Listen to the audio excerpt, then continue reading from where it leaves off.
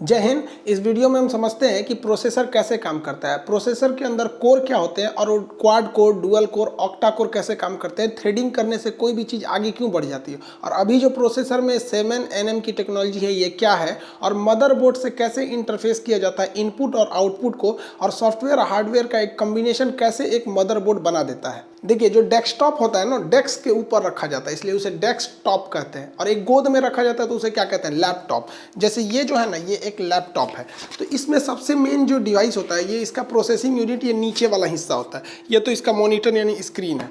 तो लैपटॉप में तो एक ही जगह होता है, डेस्कटॉप में ये अलग से होता है, इसे हम लोग कहते हैं CPU, सेंट्रल प्रोसेसिंग यूनिट। ये क्या करता है, किसी भी चीज़ को प्रोसेस करता है। आप प्रोसेस का मतलब नहीं समझ रहे हैं, क्या चीज़ होता है, मतलब किसी भी चीज़ की कैलकुलेशन करके उसका आंसर देना। आपको आंसर देने की क्रिया को प्रोसेस करते हैं, नहीं समझे। जैसे हम आपसे अभी प्रोसेसिंग कराते हैं, बताइए तो 3 + 5 करेंगे तो क्या होगा, आप झटाक से आंसर दीजिएगा 8। ये 8 कहाँ से आया, इसी को कहते हैं प्रोसेसिंग। कोई बात नहीं, अभी आपको समझ में आएगा प्रोसेसिंग क्या होता है। आप ये बताइए तो 8 में 2 का गुणा करेंगे तो तुरंत आपकी प्रोसेसिंग हो जाएगी 16। अभी आपको प्रोसेसिंग समझ में आ गया क्या होता है। इसको बताइए तो क्या होता है। अब लो, थोड़ी सी प्रोसेसिंग में टाइम लगी, अभी भी नहीं लगा। चलिए देखिए, इसको करिए तो अब समझ में आ रहा है आपको प्रोसेसर कहाँ गया। अब इसी में और खतरनाक दे देंगे तभी तो प्रोसेसिंग होते रहेगा। तो जो हो चुका प्रोसेसिंग आपका, अब तो प्रोसेसिंग नहीं होगा, आपसे फिर कॉपी कलम लगाना पड़ेगा। तो कैलकुलेशन में कितना टाइम लग रहा है, इसी को हम क्या कहते हैं, प्रोसेसिंग पावर के नाम से जाना जाता है। तो कंप्यूटर का प्रोसेसिंग पावर बहुत तेज होता है। लोग कहते हैं ना लड़कियों को दिमाग नहीं होता है, भाई ऐसा बात नहीं है, उनको भी दिमाग होता है, थोड़ा सा प्रोसेसिंग ऊपर नीचे हो।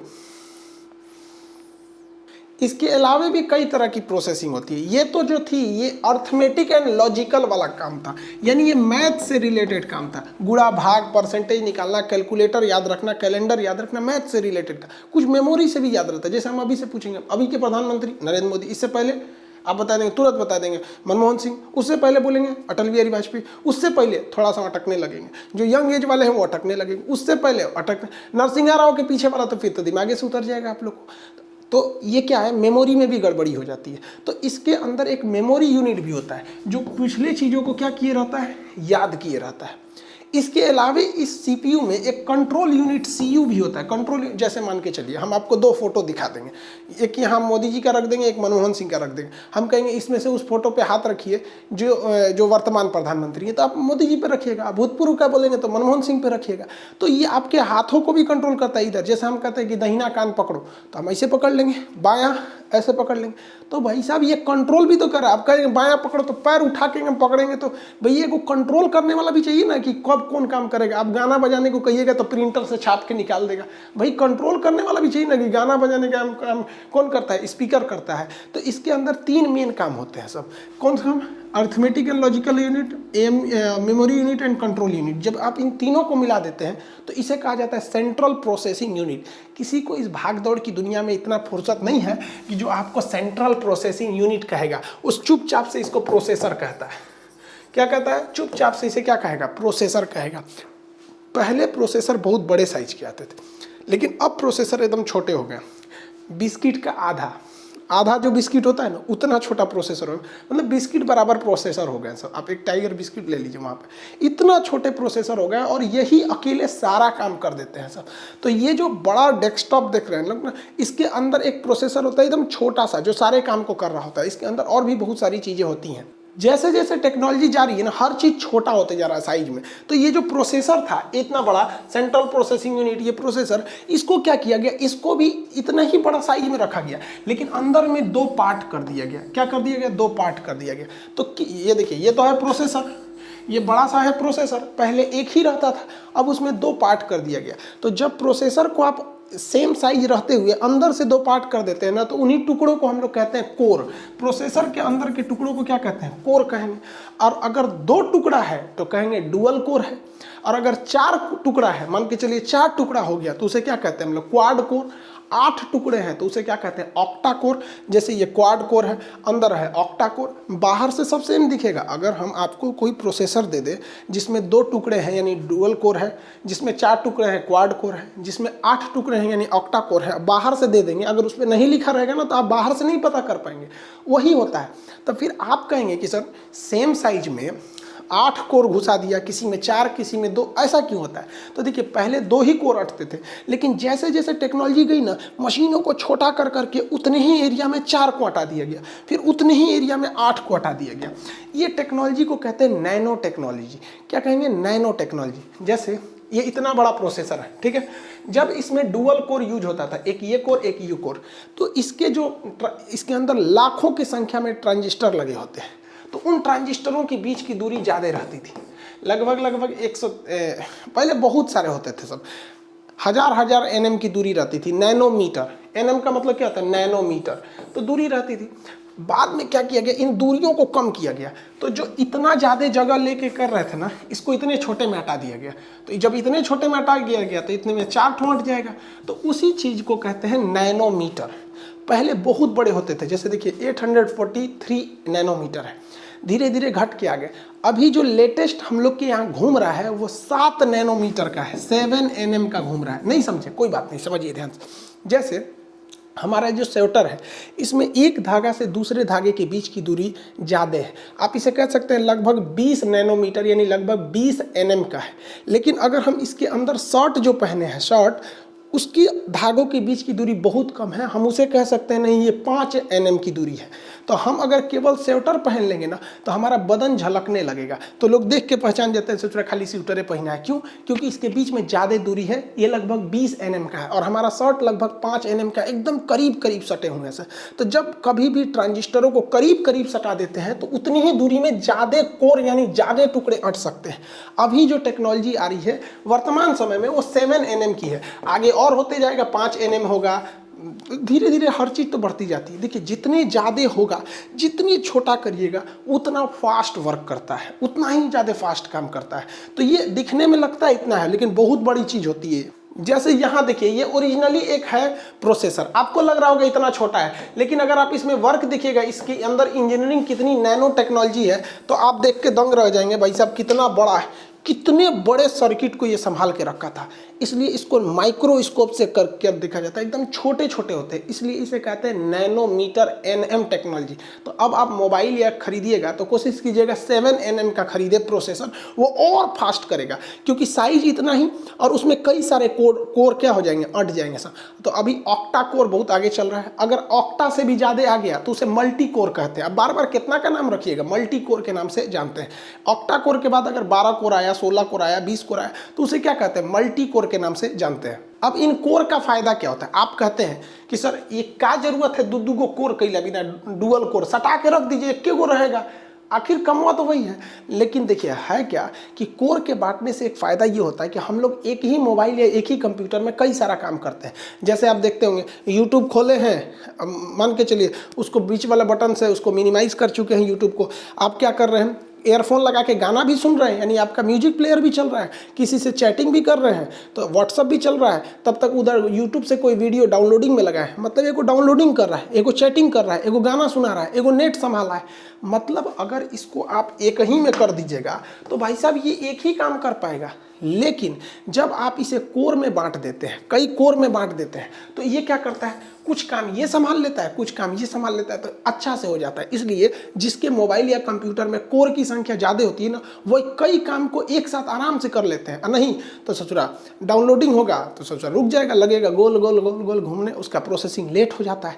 तो ये फ़ायदा होता है कोर का, जितना ज़्यादा कोर होगा उतनी ज़्यादा वो मल्टीपल फंक्शंस को कर सकते हैं सब। लेकिन कुछ ऐसी चीज़ें होती हैं जो बहुत ज़्यादा वर्क कंज्यूम करती हैं, जैसे रेंडरिंग करना। रेंडरिंग मतलब जब आप वीडियो को एडिट कर देते हैं, कई टुकड़ों को जोड़ देते हैं, तो उसे एक लाइन में बना कर निकालने को कहते हैं रेंडरिंग। तो जब रेंडर निकलता है किसी वीडियो का या ऑडियो का तो उसमें बहुत ज़्यादा कंजम्पशन होता है, तो उस समय ये आपका 75 को कोर रहले भी कोई खास फायदा नहीं होता है, थोड़ी बहुत हिस्सा ही इसकी खाली रह पाती है। लेकिन आदमी की भूख कहाँ मिटने वाली है, इसने 2 डुअल कोर बनाया, क्या किया, डुअल कोर बनाया। लेकिन एक बात बताइए, मान के चलिए कि हम इसमें क्या कर रहे हैं, कोई गाना सुन रहे हैं तो ये सॉन्ग को संभाल लिया, इधर से हम लोग व्हाट्सअप चला रहे हैं और क्या चला रहे हैं, फेसबुक चला रहे हैं, FB चला रहे हैं। तो वैज्ञानिकों ने दिमाग लगाया, इंजीनियरों ने, कि भाई साहब इतना बड़ा कोर है, ये केवल व्हाट्सअप फेसबुक के लिए थोड़ी है। तो उन्होंने इसके लिए थ्रेडिंग टेक्नोलॉजी लाया। थ्रेडिंग टेक्नोलॉजी क्या कहती है कि इसको बिना बांटे इसमें हल्का डॉटेड बना दिया जाता है कि जब इन पर लोड कम पड़े तो ये ऑटोमेटिकली दो पार्ट की तरह बिहेव करे। ये दो पार्ट में रहती नहीं है, केवल बिहेव करने लगती हैं दो पार्ट की तरह। तो उस टेक्नोलॉजी को कहते हैं थ्रेडिंग टेक्नोलॉजी। अब एक बात बताइए, ये जो कंप्यूटर है, ये प्रोसेसर है, ये तो पूरा का पूरा जो चौकोर बॉक्स दिख रहा है ये है प्रोसेसर, इसके अंदर दो हिस्सा है तो ये डुअल कोर है। लेकिन अगर हम इसमें थ्रेडिंग कर देंगे तो थ्रेडिंग एक प्रोग्राम होता है जो इसमें सेट कर देंगे, तो ये अगर लोड कम पड़ेगा तो ये ऑटोमेटिक दो भाग में बढ़ जाएगा। तो जब कभी भी हम किसी डुअल कोर प्रोसेसर को थ्रेडिंग कर देते हैं तो वो डबल हो जाता है। वो किस तरह बिहेव करने लगता है, चार यानी क्वाड कोर की तरह बिहेव करने लगता है। तो आप कंप्यूटर या मोबाइल खरीदते समय इस चीज़ का ध्यान रखेंगे कि आप प्रोसेसर रखेंगे तगड़ा, उसके अंदर कोर भी होना चाहिए और कोर को थ्रेड भी होना चाहिए। जैसे आप मान के चलिए बिना थ्रेड वाला क्वाड कोर प्रोसेसर लेते हैं और कोई जो है वो डुअल कोर लेता है लेकिन इसमें थ्रेड है, तो भैया ये थ्रेड होने की वजह से लगभग इसकी तरह काम करने लगेगा और प्राइस में बहुत सस्ता रहेगा। अब आप कहेंगे कि काम करते हैं सर, तब तो हम खरीदेंगे कौन सा, क्वाड कोर, इसमें थ्रेड कर देंगे तो ये ऑक्टा कोर की तरह काम करने लगेगा।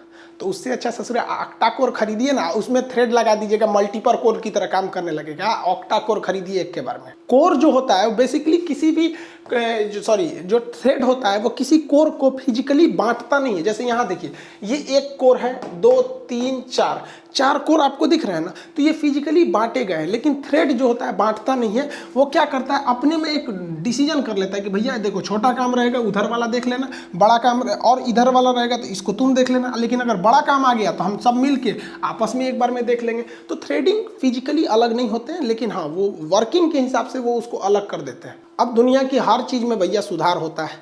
आप किसी चीज़ को देख लीजिए सुधार। हम लोग का जब पहला वीडियो था, दूसरा मतलब शुरुआत के 2-3 महीने जो वीडियो थे सब लॉकडाउन के टाइम पे, वो वाइट बोर्ड और मार्कर से पढ़ाते थे। फिर हमने इसमें क्या किया, जनरेशन सुधार करके डिजिटलाइजेशन सबको कर दिया। वैसे ही कोई भी कंपनी अपनी चीज़ों में सुधार करती है। वैसे ही जब कभी ये इंटेल कंपनी जो है ये प्रोसेसर बनाती है और AMD कंपनी भी प्रोसेसर बनाती है। इंटेल का ज़्यादा अच्छा होता है, AMD का थोड़ा सा लो माना जाता है। समझ में आ गया, वर्किंग में ये ज़्यादा नहीं है, वो ज़्यादा है। तो इसके को प्रोसेसर अच्छे होते हैं सब। इसमें कोर i3 होता है, कोर i5 होता है, i7 होता है, i9 होता है। ये हमेशा ऑड नंबर में होता है इनका कोड। समझ में आ गया। तो आपको कोई पूछेगा कौन अच्छा होता है, भैया पागल भी बता देगा कोर i9 ज़्यादा अच्छा होता है। क्या होता है, अच्छा होता है। जैसे ही हम बोलते कोर i5 है ये और कोर i7 है, कौन अच्छा होगा, भाई 7 है। कुछ खास साइंटिफिक डिफरेंस नहीं होता है, थोड़ा इससे ये स्मूथ होता है, वर्किंग पावर में ज़्यादा होता है। अब जेन्युइन ऐसे समझिए ना, कोई आप मोटरसाइकिल खरीदिए 2018 मॉडल, सेम मोटरसाइकिल खरीदिए जो 2020 या 21 में जो कमियां वहाँ थी उसको सुधार दिया होगा। बस यही होता है यहाँ पर। अब आप बाहर से देख कर थोड़ी बता सकते हैं कि भैया ये कितने कोर का होगा। हो सकता है कि ये डुअल कोर हो, या ऐसा हो सकता है ये क्वाड कोर हो, ऐसा हो सकता है कि ऑक्टा कोर हो। कैसा ऑक्टा कोर हो, ऐसा भी हो सकता है ये i5 है और ये i7 होने के बावजूद ये क्वाड कोर हो, और ये उससे पिछला होने के बावजूद ये ऑक्टा कोर हो। ये कोर डिपेंड करता है कंपनी के बनाने पर कितना बना रही है। लेकिन समस्या क्या हो जाती है भाई, कि जब आपके सामने दो सेम कैटेगरी के हो जाते हैं, मान लीजिए एक i3 हो गया और एक i5 हो गया, सॉरी दोनों i5 हो गए सब। अभी लेटेस्ट ले लेते हैं i7, मान के चलिए दोनों आपके पास i7 है। अब इनमें कौन खरीदिएगा, तो देखिए कंपनी जो है i7 के बाद i9 जाने में या i9 के बाद i11 जाने में ऐसा नहीं कि हर साल आ जाती है। इसको डेवलप करने में कंपनी को 5 साल 7 साल ऐसे टाइम लग जाते हैं।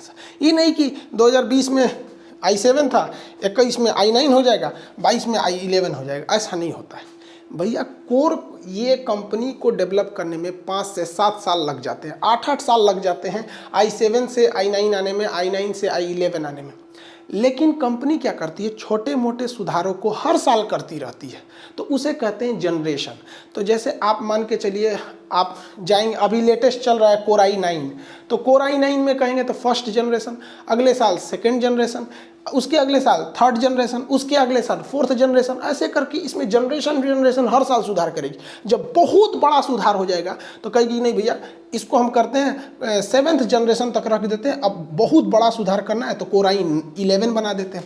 अब 11 के बाद कोर i13 जो है वो तुरंत नहीं बन जाएगा, अब इसमें जनरेशन चलेंगे, first generation, second generation, third generation, अमूमन 10 जनरेशन तक जाते हैं सब। लेकिन कभी कभी क्या होता है, कंपनी को बहुत बड़ा सुधार करना है तो 7वें 8वें जनरेशन पर ही रोक के और बड़ा सा सुधार कर देती है। तो देखिए ये वाला चीज़ जो है बड़े सुधार को दर्शाता है, और जनरेशन जो होता है फर्स्ट हर साल के सुधार को दर्शाते रहता है। तो आप कोशिश करिएगा, जैसे मान के चलिए हमारा जो लैपटॉप है वो कोर i7 है, लेकिन 10th जनरेशन का है, तो कोर i7 जो है उसका 10th जनरेशन लगभग कोर i9 की तरह है, क्योंकि कोर i9 का फर्स्ट जनरेशन और कोर i7 का 10 जनरेशन लगभग बराबर है, क्योंकि जस्ट अगर देखेंगे तो भले कोर का अंतर है, ये i7 है ये i9 है, लेकिन ये नंबरिंग है, ये कोर की संख्या नहीं है, ये मॉडल नंबर बताता है। इंटेल कंपनी जो होती है अपने मॉडल नंबर को ऑड में रखती है, और AMD भी प्रोसेसर आता है, इसका यूज बहुत कम लोग करते हैं, नॉर्मल काम के लिए होता है, इंटेल ज़्यादा वर्कफुल होता है। अब हार्डवेयर और सॉफ्टवेयर समझिए। देखिए हार्डवेयर उसे कहते हैं जो हार्ड हो और जिसे छुआ जा सके, तो वेयर मतलब होता है सामान, हार्ड मतलब होता है कठोर। तो जिन सामानों को कंप्यूटर में आप टच करके छू सकते हैं उन्हें हम लोग कहते हैं हार्डवेयर। जैसे हमारा मन, हम इस स्क्रीन को छू देंगे, इसको छू देंगे, कैमरा छू देंगे, UPS छू देंगे, जो भी पेन ड्राइव हो गया, माउस हो गया, कीबोर्ड हो गया, कुछ भी हो सकता है, जो जो चीज़ों को आप छू सकते हैं फिजिकली वो हार्डवेयर है। इवन ये मेरा कैमरा भी क्या है, हार्डवेयर, हम इसे छू सकते हैं। तो जिस जिस चीज़ों को आप टच कर सकते हैं वो सारा का सारा चीज़ क्या होता है, हार्डवेयर होता है। ये माउस हो गया, हार्डवेयर हो गया। तो हार्डवेयर उन्हें कहते हैं जिन्हें आप फिजिकली टच कर सकते हैं, ये इलेक्ट्रिकली चलते हैं, इनको चलाने के लिए सप्लाई की ज़रूरत होती है हार्डवेयर को। इसके बाद आता है सॉफ्टवेयर। सॉफ्टवेयर ऐसे चीज़ होते हैं जो नहीं चल सकते, जिसे आप टच नहीं कर सकते, वो उसके अंदर है। जैसे हम सोचेंगे कि आलिया भट्ट को टच कर सकते, मान के चलिए ऐसे हम बाल बिगाड़ दें आलिया भट्ट का, तो बिगड़ेगा नहीं? बिगड़ेगा। क्यों? क्योंकि हम जो टच कर रहे हैं हम स्क्रीन टच कर रहे हैं, आलिया भट्ट को कहाँ टच कर पा रहे हैं। अगर कहेंगे कि ना हम बालवा बिगड़बे करेंगे, फोड़ के घुस जाएंगे तो खराब हो जाएगा।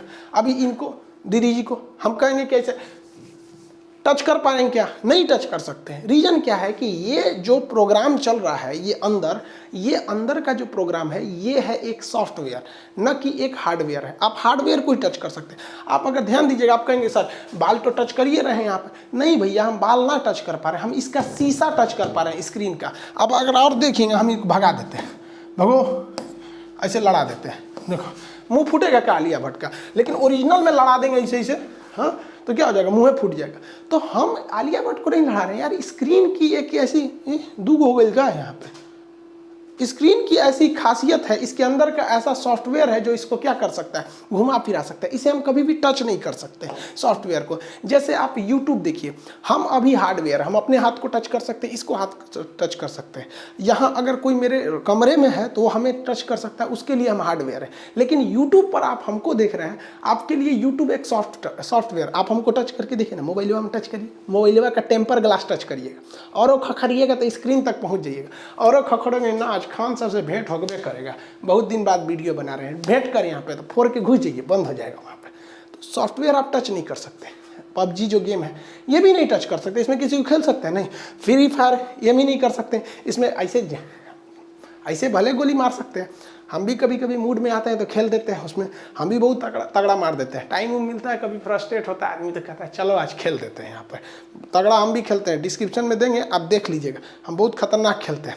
खैर कभी कभी वो सब चीज़ें होता है, टाइम पास के लिए कभी मूड खराब हो जाता है। तो ये सब चीज़ें क्या है सब भाई साहब, ये एक सॉफ्टवेयर है। जैसे फेसबुक, यूट्यूब, ये सारी के सारी चीज़ सॉफ्टवेयर जो अंदर प्रोग्राम हो रहा है।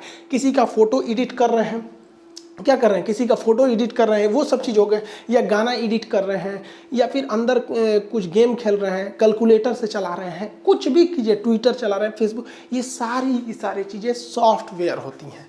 और जो बाहर जिन्हें टच कर सकते हैं वो क्या हो सकती हैं, हार्डवेयर हो सकती हैं। देखिए हम इंडिया वाले हार्डवेयर नहीं बना पाते हैं, हम इंडिया वाले सॉफ्टवेयर में बहुत आगे हैं। हमारी विप्रो कंपनी, इन्फोसिस कंपनी, हमारे TCS टाटा कंसल्टेंसी रेलवे का एग्ज़ाम ले रही है। तो ये सब मतलब वर्ल्ड लेवल की कंपनियां हैं जो सॉफ्टवेयर में बहुत आगे हैं। लेकिन हार्डवेयर में ससुरा चाइना, जापान, ताइवान, वियतनाम ये बड़ी आगे निकल गए। आप माउस खरीदिए ससुरा चाइना का, मेमोरी कार्ड खरीदिए चाइना का। मतलब चाइना का आप वही चीज़ें खरीद सकते हैं जो मतलब टच किए हैं, मतलब हार्डवेयर को। कुछ एंट्री मारा था सॉफ्टवेयर में सरकार ने मारा रद्द कर दिया, ऐप सब बंद कर दिया। टिकटॉक दुनिया भर का था। अरे भाई साहब टिकटॉक बंद हुआ, बहुत अच्छा हुआ। सोच रहा भैंसा आदमी सुपर स्टार हो गया था वहाँ पर, टिकटॉक बना दिया था। तो हमारा वीडियो काट के टिकटॉक में लगाने लगा था सब। तब तक बहुत जल्दी ये बंद हो गया। आज टिकटॉक गया वहाँ पे। तो चाइना सॉफ्टवेयर में भी एंट्री मार रहा था, हार्डवेयर में तो उसको कोई अभी पीछे करने वाला बहुत दूर तक नहीं दिख रहा है। रीजन क्या है कि उस ससुरा का सामान बहुत सस्ता आता है। तो सॉफ्टवेयर और हार्डवेयर में आपको अंतर समझ में आ गया। अब हम समझते हैं इनपुट डिवाइस और आउटपुट डिवाइस। इनपुट डिवाइस उसे कहते हैं जो बाहर की जानकारी कंप्यूटर के अंदर ले जाते हैं, उन्हें क्या कहते हैं, इनपुट डिवाइस। जैसे कीबोर्ड, खट हम अपना नाम लिख देते हैं वहाँ पर कहीं पे भी, M खान, तो हम अपना नाम लिख दिया, खट अंदर चला गया। तो क्या हो गया, बाहर की चीज़ अंदर लेके चला गया कीबोर्ड। हम बाहर से अंदर खटखटाना चाहेंगे तो माउस से क्या कर सकते हैं, माउस जो है यहाँ खटखटा सकते हैं। रिमोट क्या है, इनपुट डिवाइस है। हम यहाँ पे कहीं लिखना चाहते हैं, मतलब स्कैनर वगैरह हो गया, ये सब चीज़ हो गया। माइक हो गया, माइक क्या है, इनपुट डिवाइस। देखिए माइक लगा हुआ है ना, हमारी बात को खटाक से लेके चला गया कंप्यूटर के अंदर। तो जो बाहर की चीज़ों को अंदर ले जाता है क्या हो जाता है, इनपुट डिवाइस। कैमरा क्या है, इनपुट डिवाइस। हम बाहर हैं, हमको लेके चला गया अंदर। Mic input device. स्कैनर, आप अपना फोटो स्कैन कराते हैं, आधार कार्ड स्कैन कराते हैं, स्कैनर इनपुट डिवाइस। समझ आ गया कि नहीं। जॉयस्टिक जो था ना, पहले गेम वोम खेलने के काम में आता था, घुमाने उमाने के काम में आता था जॉयस्टिक। आज भी अल्ट्रासाउंड में ना अराउंड जॉयस्टिक का यूज होता है, वो लोग करते हैं लोग। तो ये सारी चीज़ें जो बाहर की चीज़ों को अंदर ले जाती हैं, उन्हें हम लोग क्या कहते हैं, इनपुट डिवाइस। आप अक्सर इनपुट डिवाइस देखते होंगे। जैसे आप देखिए, आप ये मशीन स्वाइप करते होंगे तो आपके ATM की जितनी जानकारी है ये अंदर लेके चला गया। तो ये जो स्वाइप मशीन है, ये पॉइंट टू सेल इसे कहा जाता है। तो ये जो होता है ये एक इनपुट डिवाइस है। आप क्विक रिस्पॉन्स कोड, जिसे QR कोड कहते हैं, ये बड़ा सिंपल होता है, इसे जनरेट करना भी बड़ा आसान होता है। तो इनसे ऐसे छिड़क दीजिए, ऐसे छिड़क देंगे तो क्या होगा, जनरेट हो जाएगा। इतना रहो ऐसे छिड़क देंगे तो कंप्यूटर ऐसे फुचुर छिड़क देता है, तो क्विक रिस्पॉन्स कोड बन जाता है, जिसे QR कोड कहते हैं। तो QR कोड रीडर, ये जो मशीन है, ये इनपुट डिवाइस है। इसको कहाँ ले जा रही है, अंदर। चाहे वो बार कोड रीडर हो, देखिए ये बार कोड को लेकर चला जा रहा है। आपका फिंगरप्रिंट का जो मशीन होती है वो भी एक इनपुट डिवाइस है। आपका फिंगर बाहर है, आपके फिंगरप्रिंट को लेकर अंदर चली गई तो वो क्या हो गई, इनपुट डिवाइस। स्कैनर, आधार कार्ड में देखते हैं अखिया स्कैन कर लिया जाता है, तो स्कैन करके अंदर ले जाने वाले को क्या कहते हैं, इनपुट डिवाइस। तो जो बाहर की जानकारी अंदर ले गया उसे कहा जाता है इनपुट डिवाइस। इनको याद रखिएगा, क्वेश्चन पूछेगा इस सबसे। अब बात करते हैं आउटपुट डिवाइस। वैसा डिवाइस जो कंप्यूटर के अंदर की चीज़ों को बाहर दिखा सकता है, उसे क्या कहते हैं, आउटपुट डिवाइस। जैसे स्क्रीन, मॉनिटर, अंदर की चीज़ को बाहर दिखा सकता है। जैसे हम आपको दिखा सकते हैं, अभी हम आपको चाहें तो आलिया भट्ट को दिखा सकते हैं। देखिए ये स्क्रीन ही तो आपको दिखाया है। ये कौन हीरोइन, कंगना रनौत, बाहर दिख गया। ट्विटर बाहर दिख गया। तो जो डिस्प्ले होता है, जिसे आप मॉनिटर या स्क्रीन कहते हैं, ये अंदर की चीज़ों को क्या कर सकता है, बाहर दिखा सकता है। अगर आप एयरफोन को देखिएगा या लाउड स्पीकर को देखिएगा तो वो एक आउटपुट डिवाइस है। गाना आपके कंप्यूटर के मेमोरी में है, वो उसको एयरफोन के थ्रू या लाउड स्पीकर के थ्रू क्या कर रहा है, बाहर फेंक रहा है। तो बाहर कर रहा है, output device. Printer output device, print कर करके फेंक रहा है। प्रोजेक्टर आउटपुट डिवाइस है, प्रोजेक्ट करके क्या कर रहा है, बाहर फेंक रहा है।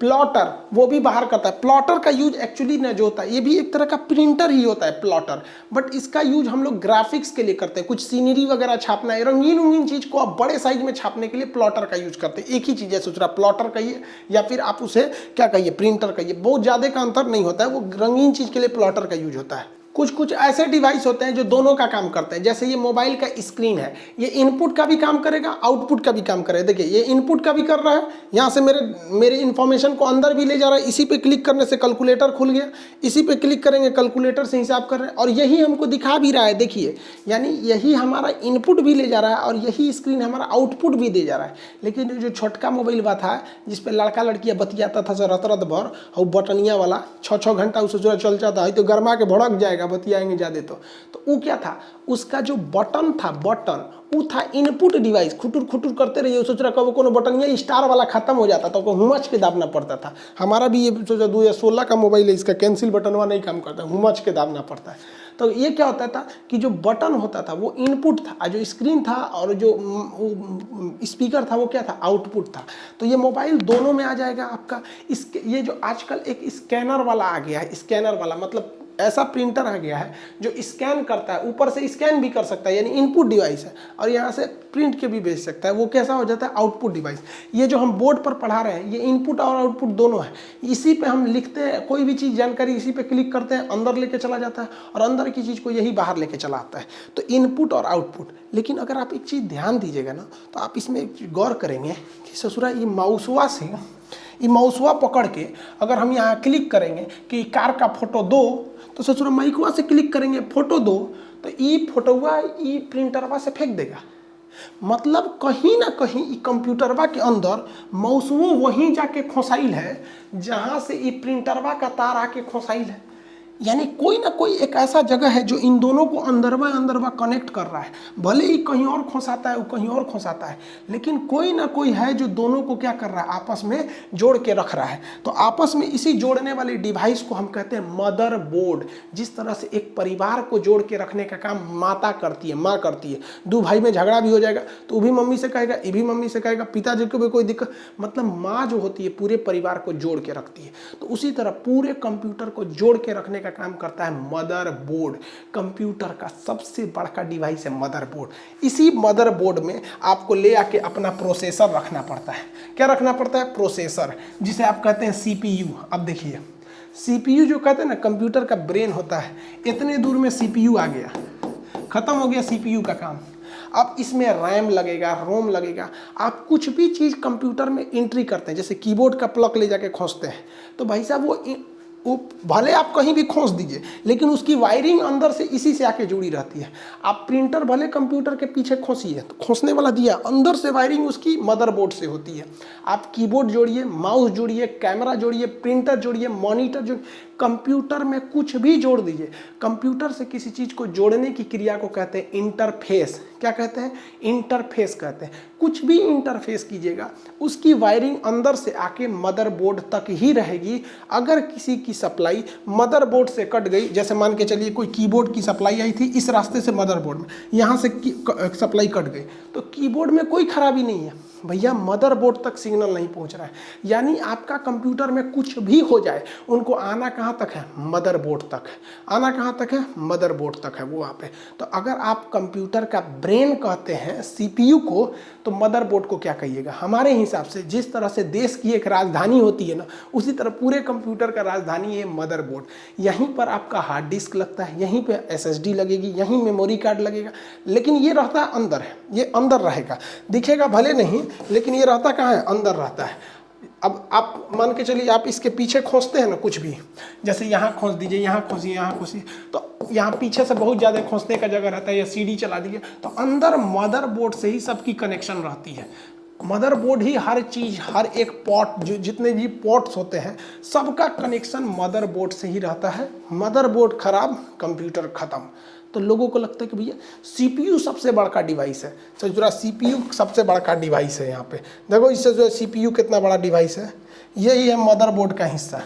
इसलिए मदरबोर्ड पर वर्क इतना ज़्यादा होता है कि मदरबोर्ड हीट हो जाएगा तो इसके जो प्लेट होते हैं, पीसीबी प्रिंटेड सर्किट बोर्ड, ये सिलिकॉन के बने होते हैं, वो गल जाएंगे और एक दूसरे से सट जाएंगे, क्योंकि दोनों में दूरी बहुत कम होती है। और अगर सट गए ना तो शॉर्ट सर्किट हो जाएगा। अगर आप देखेंगे, अगर दोनों में सट गए सब ये आपस में, तो बहुत तेज शॉर्ट सर्किट होगा। देखिए कितनी कम दूरियाँ हैं इनकी। अगर गर्मी होगा तो ये फैलेंगे, अब फैल के सट जाएंगे, तो ये क्या हो जाएगा, शॉर्ट सर्किट। तो इसी गर्मी को कम करने के लिए एक फ़ैन लगा दिया जाता है इसके अंदर। आप देखिएगा पंखा का, उसके अंदर पंखा चलते रहता है। इसलिए कभी भी लैपटॉप को चलाते वक्त किसी तकिया या ऐसे चीज़ पे नहीं रखना चाहिए कि उसके फ़ैन से हवा बाहर ना निकल जाए। उसे सॉलिड चीज़ पे रखना चाहिए ताकि हल्का गैप बना रहे और हवा बाहर निकलते रहे। जिस तरह से इंटेल कंपनी प्रोसेसर बनाने के लिए फेमस है, उसी तरह से गीगाबाइट नामक कंपनी मदरबोर्ड बनाने के लिए फेमस है। अलग अलग कंपनियाँ आती हैं मदरबोर्ड के लिए भी। आप प्रोसेसर, सीपीयू, कोर समझ गए, ऑक्टा कोर होगा, थ्रेडिंग क्या चीज़ होती है, जनरेशन वगैरह समझ गए, साथ इनपुट आउटपुट भी समझ गए, और इसके साथ हार्डवेयर और सॉफ्टवेयर भी, मदरबोर्ड भी समझ गए। अब आता है मेमोरी यूनिट। मेमोरी अपने आप में एक बड़ा सा चैप्टर है। अब रेलवे एग्जाम में आपको ये पूछेगा ही, क्योंकि आपको पता है 2 से 3 क्वेश्चन आपके कंप्यूटर से रहेंगे जिसमें मेमोरी से क्वेश्चन जरूरी रहता है। एक होता है रीड ओनली मेमोरी जिसे रोम कहते हैं, एक होता है रैम होता है। पहले फ्लॉपी यूज होती थी, बाद में आपका हार्ड डिस्क आ गया यहाँ पर। अब हार्ड डिस्क के बाद अब क्या गया है, SSD आ गया है सब। हार्ड डिस्क सोचा थोड़ा लो काम करता है, धीमा, और फुट टूट गया तो सोचा सारा डाटा लॉस हो जाता है, जबकि उसके जगह पे SSD आते हैं। SSD ज़्यादा अच्छे रहते हैं सब। अब हम दोनों यूज करते हैं। जो फालतू चीज़ें रहती हैं जैसे स्टोरेज वाला काम हम इसमें डाल देते हैं, और जो प्रोसेसिंग का काम रहता है जैसे मान के चलिए कोई रेंडर निकालना हुआ, ये सब चीज़ें, तो उसको SSD में रखते हैं। SSD फास्ट होती है, वो स्लो होती है। फिर पेन ड्राइव को किस में रखते हैं, primary memory, secondary memory, tertiary memory, ये सब चीज़ें मेमोरी डिवाइस की होती हैं सब। इसमें एक क्वेश्चन आएगा, इसको नेक्स्ट क्लास में बताएंगे कि मेमोरी डिवाइस के क्वेश्चन कैसे आते हैं सब। मिलेंगे नेक्स्ट क्लास में। जय हिंद।